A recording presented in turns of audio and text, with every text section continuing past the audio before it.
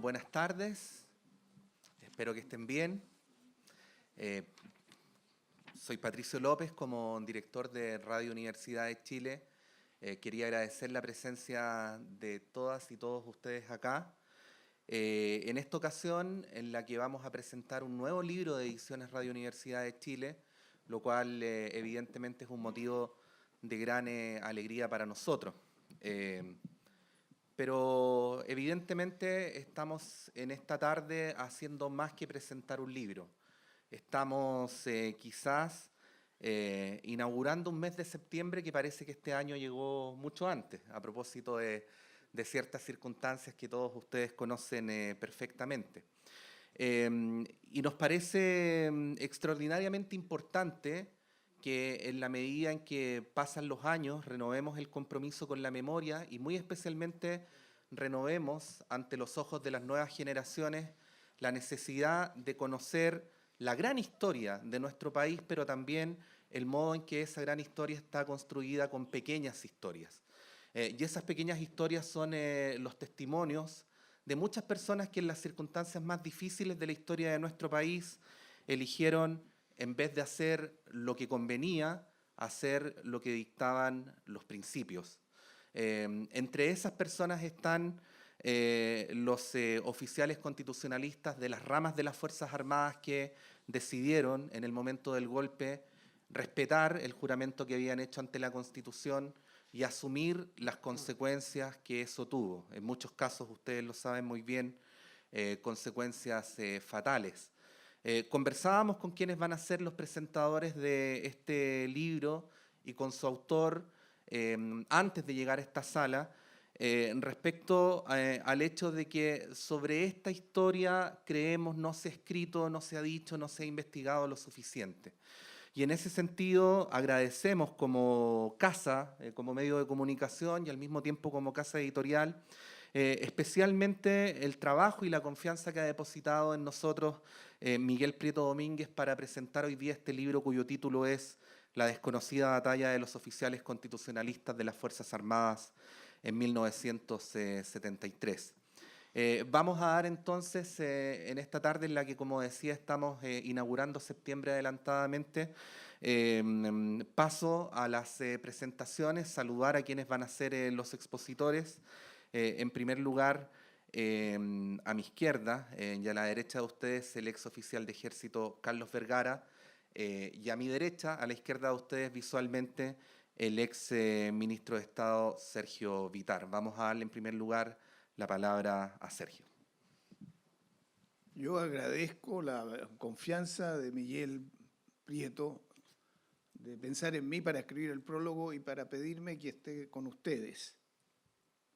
Y naturalmente me alegra estar en la Universidad de Chile, en esta casa, y las tareas que están haciendo de presentación de libros de la radio y transmitir una visión distinta que tenga que ver con la historia de Chile y con la educación pública.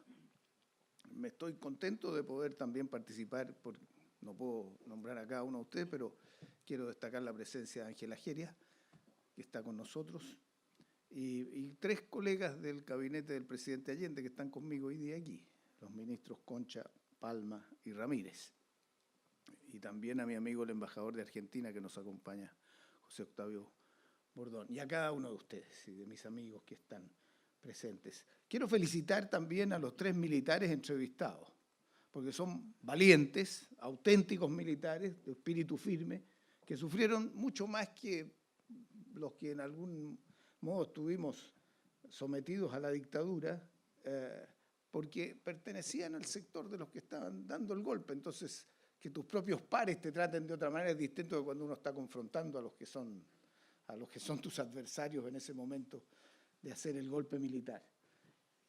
Quiero decir que la preservación de la memoria es crucial para el fortalecimiento de la democracia.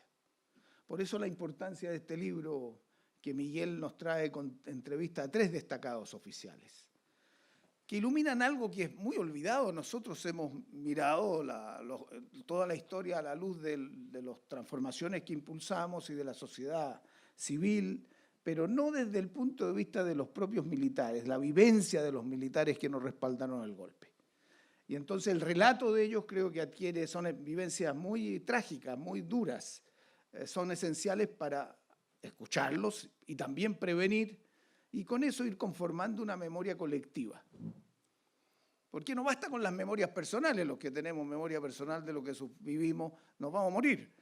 ¿Qué queda como memoria colectiva después? ¿Cómo se configura esa memoria de la sociedad chilena para proyectarla a los hijos, a los nietos? Entonces, estos documentos son muy importantes. Siempre la pretensión de los vencedores y de los dominantes es imponer una interpretación de la historia, quienes tienen el poder. Y el esfuerzo de los otros es revelar otras historias, de manera que la suma de esas historias personales contribuye a plasmar una memoria colectiva. Ahora, lo hemos vivido todos, que hay muchos obstáculos que se alzan en contra de la preservación de la memoria, no solo los que quieren borrarla. Pero el propio cerebro humano bloquea los recuerdos trágicos. Nos ha pasado tantas veces que uno le pide a sus compañeros, le pide a los amigos, cuenten, escriban, y ve que la reacción muchas veces, no quiero hacerlo, no puedo hacerlo, tengo un trauma. Entonces, estos documentos son muy importantes para los jóvenes que sí. El relato de Carlos Vergara, que está aquí con nosotros en la mesa, educa y alerta. Fue capitán de ejército, ingeniero, arrestado y dado de baja del ejército el mismo día del golpe militar. Yo conocí más de él y de su padre en mis tiempos de senador por Tarapacá, cuando se indagaba más sobre los acontecimientos del norte. Su padre había sido general de ejército, había servido como gobernador de Arica en tiempos del presidente Allende. Y me alegré de saber que Carlos tuvo después la entereza y fuerza moral de luchar en favor de los derechos humanos en el Comité Pro Paz y predecesor de la Vicaría de la Solidaridad. Y también me siento cercano a él por otro asunto, que los dos somos institutanos, y eso influye. Y lo mismo con Patricio Carbacho, que fue compañero de curso mío, nos sentábamos al lado del banco y que no pudo venir, entiendo que por razones de salud. Entonces, estos son ejemplos los tres muy importantes. Con Carbacho y Raúl Vergara, que está por venir, está por llegar, convivimos después más cercanamente. Con Patricio, además del colegio, compartimos el exilio en Venezuela y en Washington. Con Raúl cumplimos funciones durante los dos gobiernos democráticos. Y yo quiero decir que al rememorarlos a ellos, yo no puedo dejar de mencionar a figuras como el general Bachelet, como mi amigo de algunos de otros ustedes, del coronel Efraín Jaña, con cual también compartimos el exilio, un militar de primera que lo echaron al tiro del regimiento Talca por oponerse a fusilar a presos políticos. Y en figuras como Arturo Araya, de la Armada, el almirante Montero y muchos de la Fuerza Aérea. Y también simbolizar en los comandantes y jefes del ejército, los generales Schneider y Prats, que nosotros lo tomamos como la expresión de lo que es una mirada constitucionalista de las Fuerzas Armadas, que dieron sus vidas, fueron asesinados los dos. ¿Cuánto ha cambiado la realidad que vivimos hoy respecto de lo de ayer? Las reflexiones de Carlos Vergara en el libro sobre la actitud y el pensamiento de sus compañeros de armas y sus reflexiones sobre lo vivido nos hablan del pasado y del presente, pero nos abren interrogantes sobre el futuro. El propio Carlos Vergara afirma que en 1973 la mayoría de los oficiales eran partidarios del golpe, y menciona cifras, Carlos. Y dice él que en su territorio, de 60 oficiales, habría 3 o 5 en una actitud constitucionalista, o sea, una ínfima minoría. El grueso del ejército respaldó a Pinochet. Y pareciera, de lo que sabemos también, que incluso hoy día en la oficialidad hay personas que consideran que eso fue un hecho histórico de coraje, de dar un golpe militar y reconocer a Pinochet. Entonces, discutir hoy día estos temas no es discutir del pasado, es discutir del presente y discutir del futuro. Para eso sirve la memoria. Esos antecedentes, esos hechos quedaron tal vez enmarcados en otras circunstancias, y cada uno de ellos muestra situaciones muy impactantes, que son distintas de los de hoy. Se enmarcaba aquello en la Guerra Fría. Nuestros oficiales eran enviados a Panamá y a Estados Unidos para educarlos en la llamada doctrina de la seguridad nacional, que el enemigo les inculcaban era interno, que estaba entre los chilenos. Había grupos poderosos en Estados Unidos y en América Latina en la misma línea. Y también influyó, y lo describen ellos, esto es bien importante, un sentimiento de marginación y aislamiento de los militares respecto de la sociedad civil, que eran mirados, decían ellos, con cierto desdén por las élites y vivían en condiciones económicas desmedradas. Acuérdense del Tacnazo, que ocurre a fines del gobierno del presidente Frei Montalva. Entonces, ¿es ello suficiente para explicar lo que aconteció? No lo es. Y estamos siguiendo un camino que fortalezca las convicciones democráticas y la relación entre civiles y militares. Yo creo que esta pregunta la tenemos que hacer siempre. Hay que estarlo pensando siempre. Y sobre ese punto quiero desarrollar un par de ideas para terminar en esta materia. Las cosas han cambiado mucho del 73 y más aún desde el 90. Y uno podría pensar que es irrepetible. La sociedad civil fue perdiendo el temor, floreció la libertad de expresión, la información, comenzó a hacer justicia, fue creciendo la educación, la conciencia ciudadana, se afianzaron las instituciones democráticas. Y además, reconozcamos que se ha avanzado, se delineó una doctrina democrática de las Fuerzas Armadas. En el monopolio de las armas que la sociedad confía a los militares nunca puede ser usado contra esa sociedad, es uno de los conceptos que se ha planteado. Debe existir plena subordinación de la autoridad elegida por el pueblo y de los militares no pueden intervenir en política. La reforma constitucional de 2005 terminó con la inamovilidad de los comandantes en jefe y contribuyó junto con la eliminación de los senadores designados a afirmar la obediencia militar al poder civil. En esa doctrina también se señaló que la verdad y la justicia son esenciales para afianzar la convivencia democrática y los violadores de derechos humanos han de ser juzgados. La Comisión de Verdad y Justicia del presidente Elwin así avanzó. Los militares deben ejercer una función profesional, se ha planteado también como concepto, y el gobierno debe cumplir las condiciones propicias para que se desarrollen esa función. Y los gobiernos democráticos han ayudado a aquello.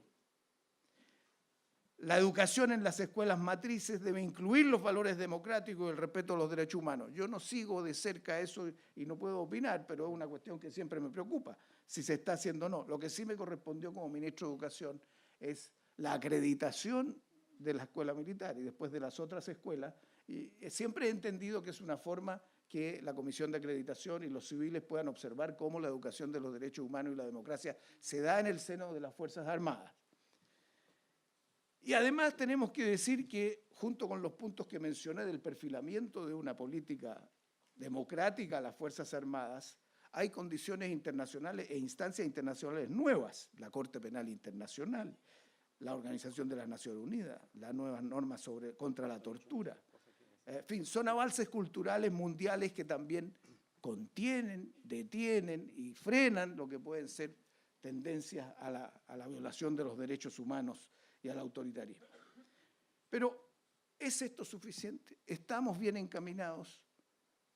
¿Podemos confiar que en Chile vamos en la dirección correcta?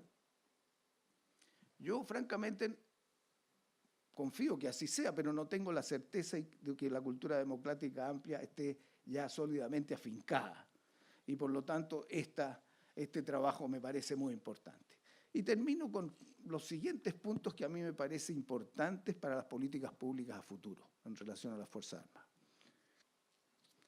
En un mundo globalizado. Primero, los estudios en las escuelas. Hoy los jóvenes entran, no a los 10 años, a los 12, entran después de dar la PSU. O sea, ya han tenido educación secundaria con los demás jóvenes. Yo creo que es un hecho importante a tener en cuenta. La acreditación de la escuela militar permite supervisar de que haya elementos de formación democrática y de derechos humanos y que sean sólidos. Los conceptos de seguridad deben adecuarse a los desafíos contemporáneos. Significa erradicar la tesis del enemigo interno y entender la seguridad como convivencia interna, como cohesión, como inclusión para la fijación de reglas democráticas. Las misiones de paz de las Fuerzas Armadas a mí me parece que son muy importantes, porque permiten ver en otras condiciones y en otros países cuándo se rompe la seguridad, no por razones militares ni de movimientos armados, sino por la crisis institucional de un país y la desigualdad que hay en ese país y la falta de cohesión. La profesionalización e inserción en las nuevas fases del desarrollo productivo. Lo que viene en materia de formación de los militares tiene una dimensión tecnológica mucho más fuerte que antes. Y entonces la pregunta es, ¿cuáles deben ser los objetivos de las Fuerzas Armadas en un mundo globalizado? En un mundo incierto requerirá, por un lado, de un conocimiento científico técnico mucho más avanzado que antes, las tecnologías militares, ciberseguridad, drones, robots, comunicaciones, satélites, espacios, obligan a tener una formación técnica mucho más avanzada. Entonces, aquí hay un área donde los civiles y el país tienen que ver cómo aprovecha esa formación de militares que muchas veces están a una edad muy temprana para insertarlos en el trabajo del cambio de la estructura productiva, cómo se diversifica, cómo avanzamos aprovechando áreas de vanguardia. Igualmente en el desafío del cambio climático, es el mayor que va a encarar la humanidad. Debemos impulsar nuevos planes para abastecimiento de agua, va a haber crisis pluviométrica, va el tema de la energía solar, y también está el tema de la prevención y mitigación de desastres naturales. Esta es una tarea nueva que tenemos que pensar. El rediseño de la infraestructura frente al cambio climático, los temas de inmigración y movimiento poblacional, son fenómenos nuevos. ¿Qué función corresponde a las Fuerzas Armadas allí? Y la seguridad mundial se verá tensionada crecientemente por la pugna estratégica entre Estados Unidos y China.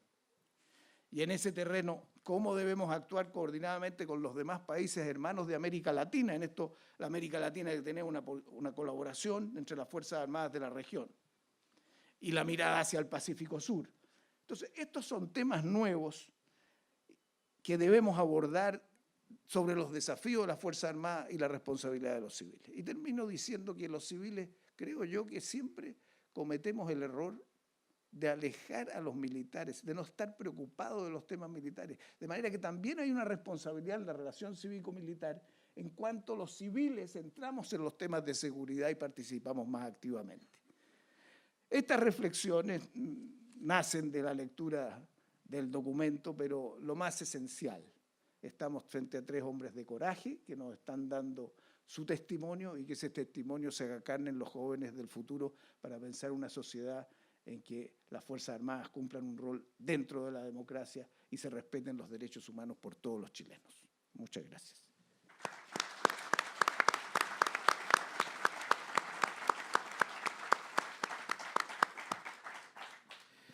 Gracias, Sergio. Ahora vamos a darle la palabra a Carlos Vergara.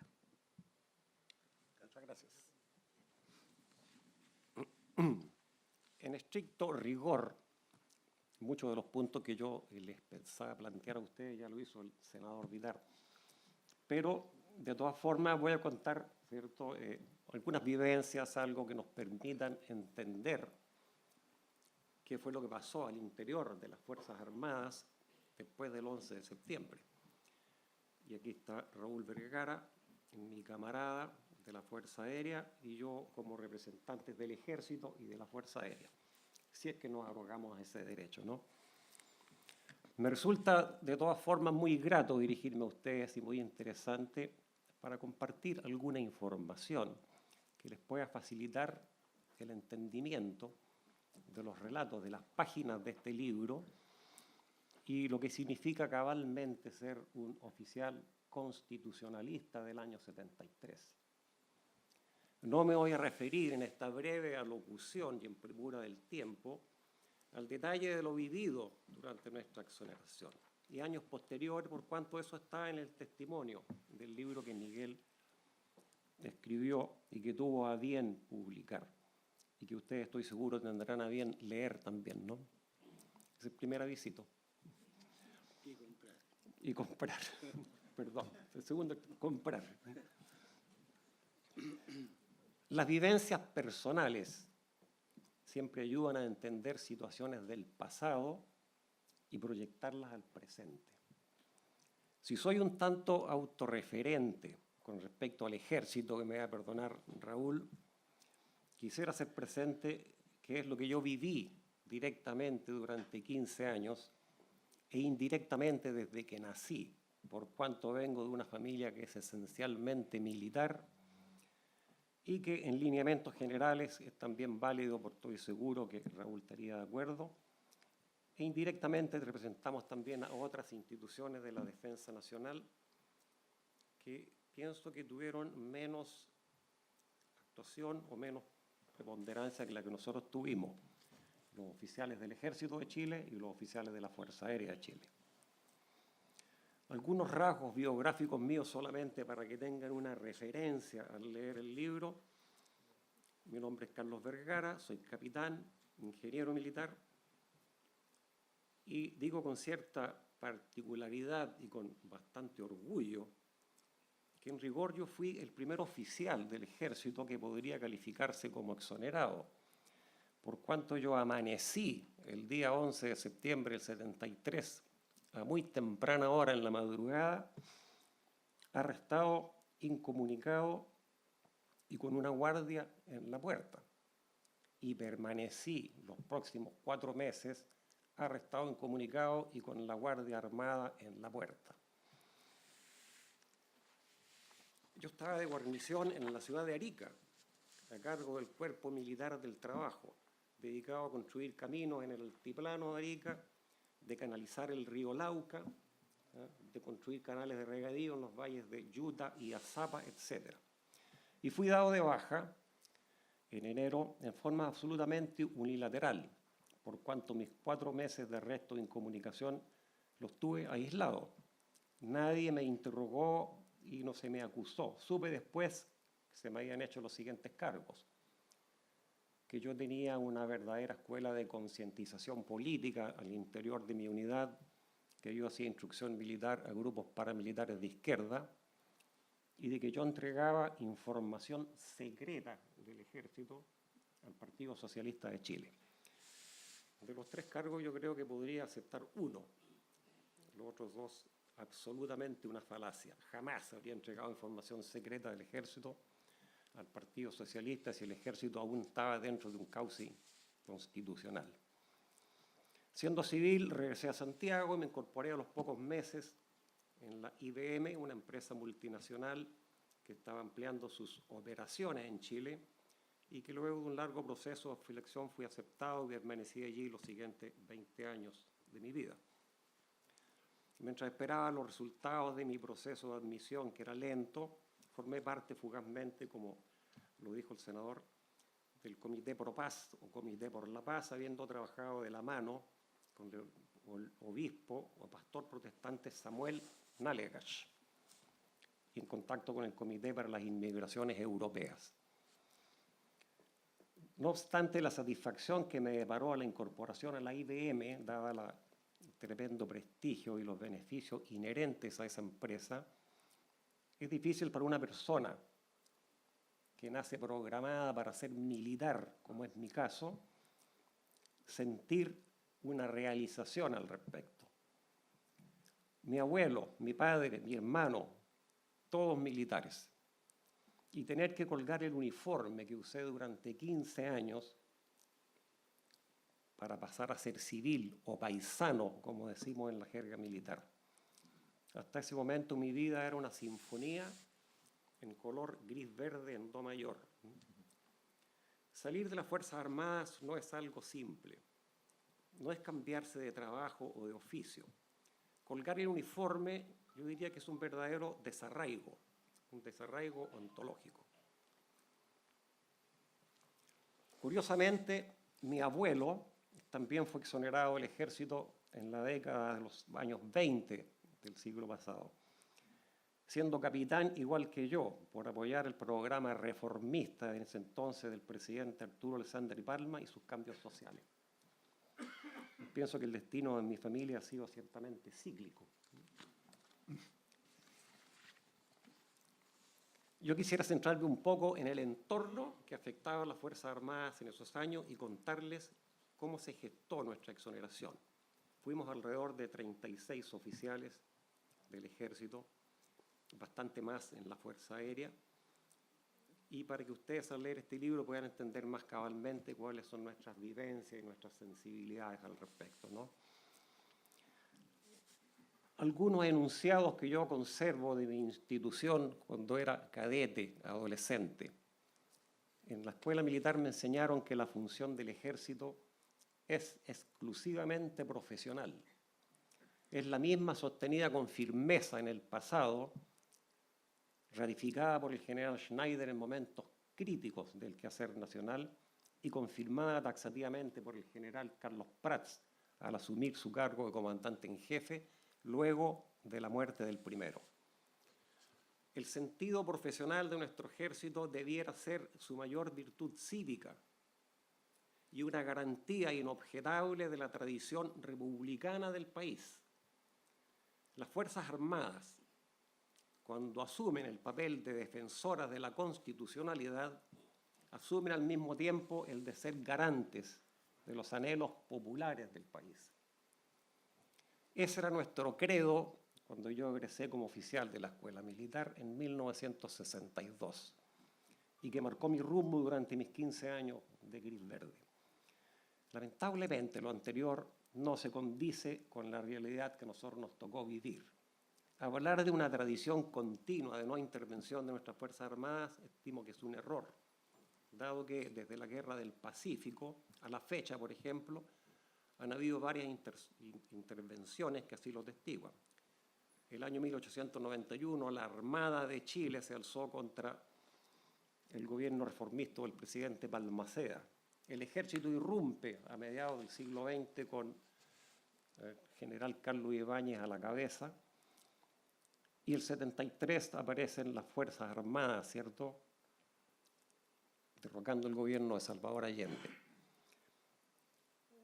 Es interesante acentuar que cuando las Fuerzas Armadas irrumpen en política, no lo hacen con fines transitorios, sino que más bien con fines fundacionales, es decir, para quedarse en el poder. ¿Cómo se llegó al 73 de Estado? Tal como lo planteó el senador Vitar, en el año 1965 el Ejército de Chile firmó un pacto de ayuda militar con Estados Unidos, no solo Chile, sino que el resto de los países latinoamericanos. En atención a lo cual de este pacto se llamado el PAM, ellos nos proveían de material de guerra y de material técnico sobrantes de sus guerras anteriores, Segunda Guerra Mundial, Corea, algo de Vietnam sin duda, y en cambio los países que estábamos en el pacto teníamos que mandar todas nuestras promociones de oficiales egresados de la escuela militar a un entrenamiento en la Escuela de las Américas, que esto era en Fort Gulick y Fort Sherman, en la zona del Canal de Panamá. Esta instrucción tenía una duración de 3 a 4 meses.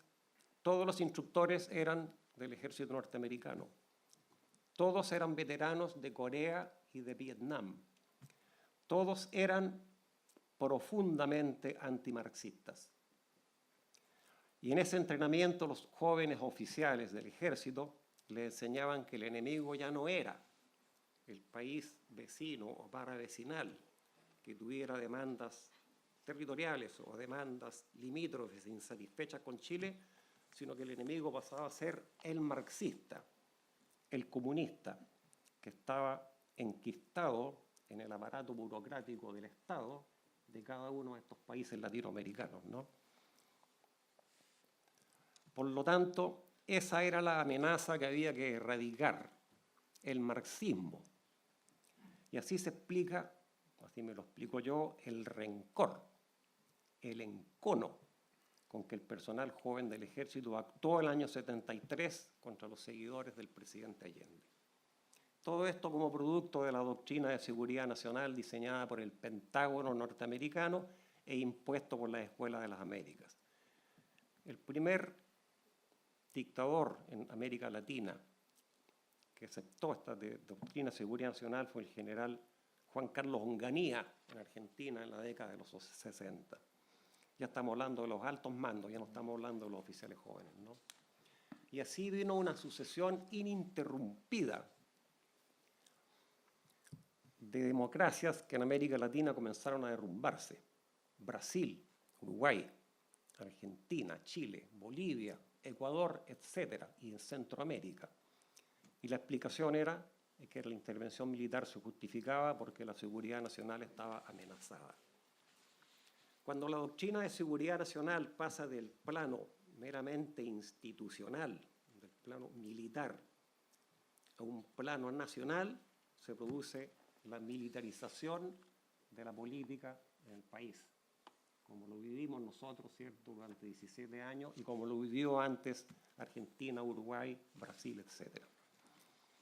No me cabe la menor duda que cuando se escriba la historia de Chile de ese período, se esclarecerá que el gobierno de Allende ha sido el gobierno que tuvo la más nítida concepción de la seguridad nacional y demostró con hechos el mayor interés por los problemas de la defensa nacional. Es una cruel ironía que, no obstante lo anterior, haya sido derrocado por las fuerzas de orden y fuerzas armadas del país. Según mi parecer, hay otros antecedentes, ¿cierto?, como el acuartelamiento del general Biot en el regimiento Tacna en el año 1969, que lideró una sublevación que, si bien es cierto, perseguía fines que se justificaban, se llevó a cabo a través de un procedimiento de facto irregular e inapropiado. Esto originó el quiebre más serio en la disciplina del Ejército de Chile en el siglo XX, indiscutiblemente. Después del Tacnazo se empieza a detectar evidencias de indisciplina, especialmente entre la oficialidad joven, y que continuaron expandiéndose peligrosamente entre los cuarteles. Y se escuchaba ya, aunque soterradamente, la palabra golpe en algunos corrillos conspirativos. El ambiente en los cuarteles se transformó en algo crecientemente enrarecido, confuso e incierto. Luego viene una sucesión de hechos conspirativos que culminan, ¿cierto?, nada menos que con el asesinato del comandante en jefe, en el cual participaron lamentablemente generales del ejército en servicio activo, generales del ejército en servicio en retiro y otras instituciones, nada menos que el director general de Carabineros estaba en el complot. Todo esto con una lamentable concomitancia y participación activa de un sector importante de la clase política reaccionaria de este país y de la CIA norteamericana, lo que culminó con el golpe. Y ahí entramos nosotros ya como exonerados. Como producto de este golpe, ¿cierto?, un grupo de oficiales y en menor grado de suboficiales fuimos dados de baja, exonerados de nuestras respectivas instituciones por nuestro manifiesto rechazo al nuevo rol político asumido por estas, habiendo sufrido todo tipo de vejámenes como arrestos, incomunicaciones, torturas y los menos afortunados, prisión y exilio del país, para ser finalmente tildados como traidores a la patria por nuestra irrestricta lealtad a la Constitución vigente de esa época. El gobierno democrático Salvador Allende, para nosotros, constituía, ¿cierto?, una adhesión que estaba contemplada en la Constitución y en el juramento que nosotros hicimos cuando egresamos de la escuela militar. El ser tildado de traidores a la patria, encuentro que es realmente una falacia, porque en rigor nosotros somos los verdaderos herederos y portadores de las mejores tradiciones republicanas de nuestras Fuerzas Armadas, lo que juramos respetar cuando egresamos de nuestras respectivas escuelas. Recuerdo pocos días después del golpe un general de ejército muy exultante que dijo: señores, la guerra se terminó. A partir de este momento, o a partir del momento en que los vencedores hemos detenido y fusilado a los vencidos. Esa frase para el bronce del infierno, diría yo, reflejaba un poco el espíritu que se sentía en ese momento. Lamentablemente ese general no vivió lo suficiente para enterarse que el veredicto de la historia de nuestro país fue claramente adverso y que ellos no fueron los vencedores en esa insensata guerra de exterminio que ellos mismos declararon a los que discrepaban con ellos. Lo anterior me hace inferir que esta denominada guerra en sí fue una gran mentira, donde la primera víctima indiscutiblemente fue la verdad. Quisiera compartir con ustedes, estoy terminando mi alocución, una de las últimas reflexiones anotadas por el general Carlos Prats en su memoria, tal vez fue su última, antes de ser asesinado junto a su esposa el 30 de septiembre de 1974 por una bomba de la DINA en el barrio de Palermo, Buenos Aires, donde él vivía hacía un año, expulsado del país en la práctica por el gobierno militar. Dijo el general Prats: solamente una vez que los integrantes de las Fuerzas Armadas tomen conciencia institucional de la incuestionable necesidad patriótica de lograr una estrecha identificación con los intereses del pueblo y que son comunes a la gran mayoría nacional, y desplieguen en conjunto un sincero esfuerzo compartido, recién entonces el soldado, el guerrero, podrá pasar al reposo y el sol de la convivencia logrará disipar la espesa niebla que cubre el campamento. El general Carlos Prats, como férreo oficial constitucionalista, repudió el golpe de Estado y pasó a ser el líder indiscutible de los oficiales constitucionalistas del año 73. Epílogo. Al leer las páginas de este libro, encontrarán,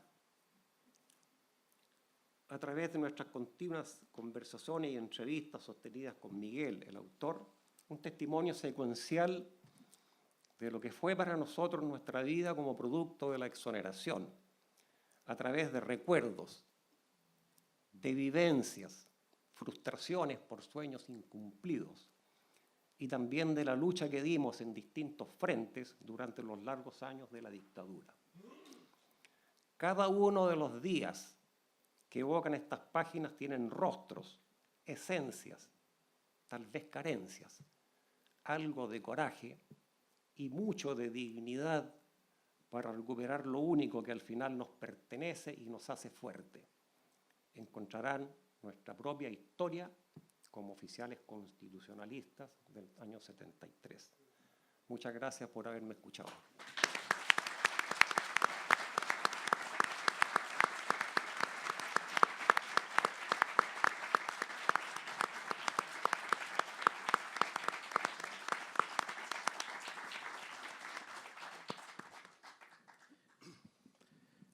Muchas gracias a usted, Carlos.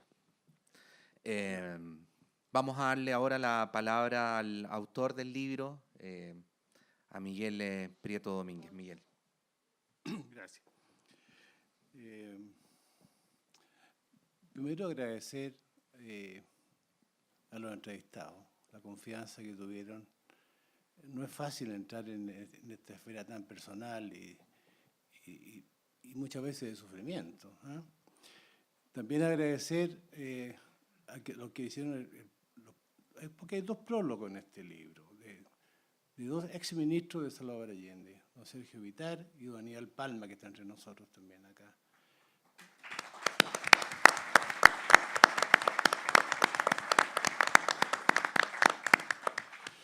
Bueno, yo viví la Unidad Popular, escuchaba al presidente Allende con mucha atención, me acuerdo de sus discursos, yo escuchaba la radio, escuchaba al presidente Allende, era un líder indiscutido, ¿cierto? Las cosas se fueron complicando, por supuesto, pero el discurso final del presidente Allende quedó a sangre y fuego en todos nosotros.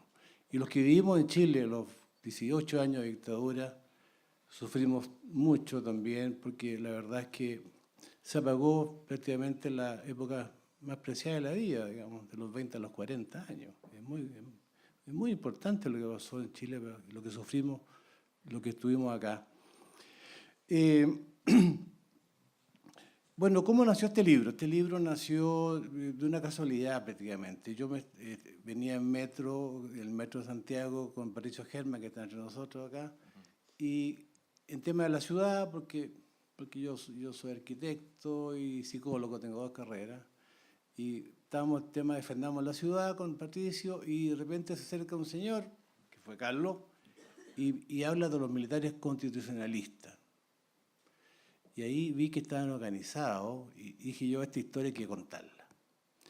Y esta historia, para contarla, se demoró harto tiempo. Si empezamos la entrevista, por lo menos hace 5 años.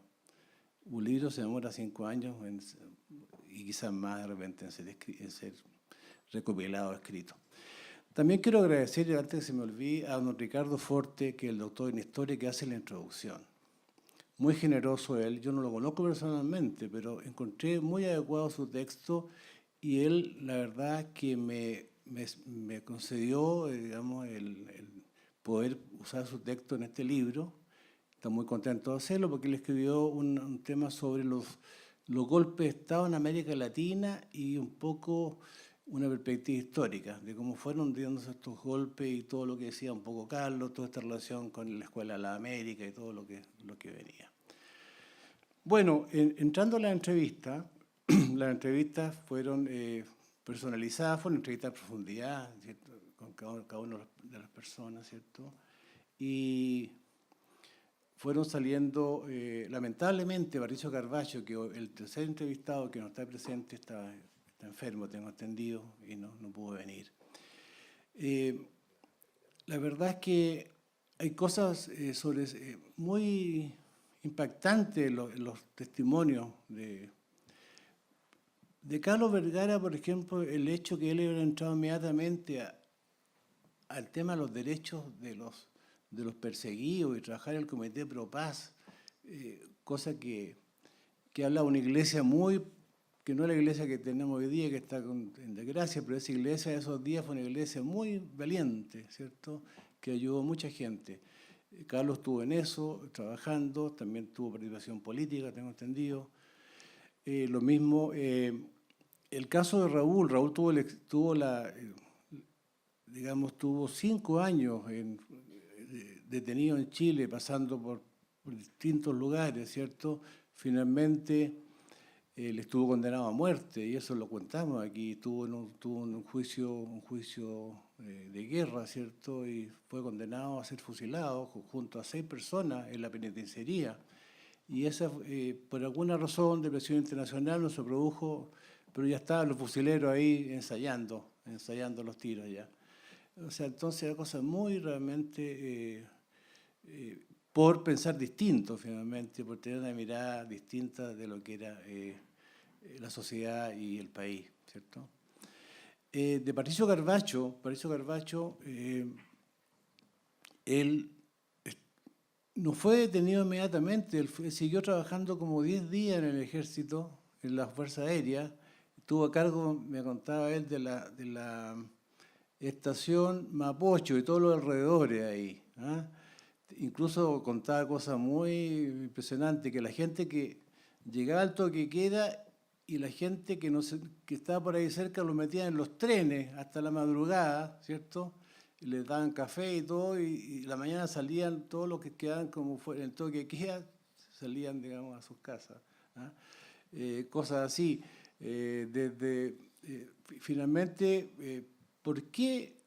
Lo interesante es cuáles son los cargos que tienen las personas que fueron detenidas. Como decía Carlos, traición a la patria, pero el caso de Patricio Carvalho es muy especial, porque él tuvo unas sesiones donde le avisaban al presidente Allende en un escrito los generales y los altos oficiales golpistas.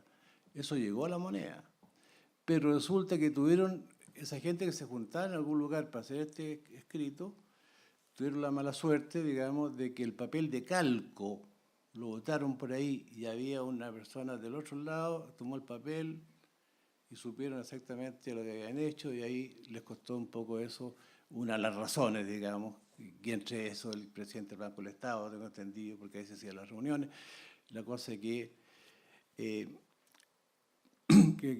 Patricio estuvo 3 años y tuvo la ayuda del senador Edward Kennedy de Estados Unidos, digamos, que con 100 personas, entre personas que estaban en situación de que estaban detenidos y sus familias pudieron salir a Estados Unidos.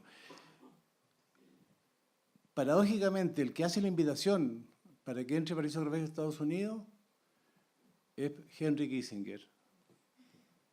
Y sabemos el papel que tuvo Henry Kissinger en el golpe. Entonces, no sé si se habrá firmado con muchas ganas las invitaciones. Bueno, el caso, otra cosa muy impactante del libro que es, y gracias a señora Ángela Geria que está acá, porque Raúl Vergara fue compañero de celda de General Bachelet y prácticamente los primeros síntomas de su enfermedad los tuvo ahí en la cárcel pública, tengo entendido, ¿cierto? Y el general Bachelet era un general que su único delito, por llamarlo así, fue haber organizado la alimentación, digamos, de todo lo que era la central de distribución de alimentos en Chile. Bueno, la verdad que me siento afortunado de haber tenido esta experiencia, de estas historias de vida, de haber abierto un poco esta historia que se pensaba que los militares del golpe y todas las Fuerzas Armadas estaban totalmente, monolíticamente alineados con el golpe. No, y era un error realmente grande y aquí vemos, digamos, con este trabajo que no era así. Muchas gracias entonces a los entrevistados, a los prologuistas y a todos los amigos que han venido, al embajador de Argentina, por supuesto, a los exministros que aquí veo, don Pedro Felipe Ramírez, también, ministro Salvador Allende también.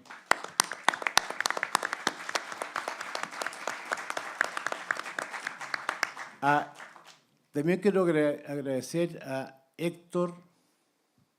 ¿Cómo le pido Héctor? Héctor, ¿cómo era? Héctor González Ayú, que también lo comencé a entrevistar, pero por razones X no alcanzamos a completar la entrevista. Está aquí también. Otro aplauso para él.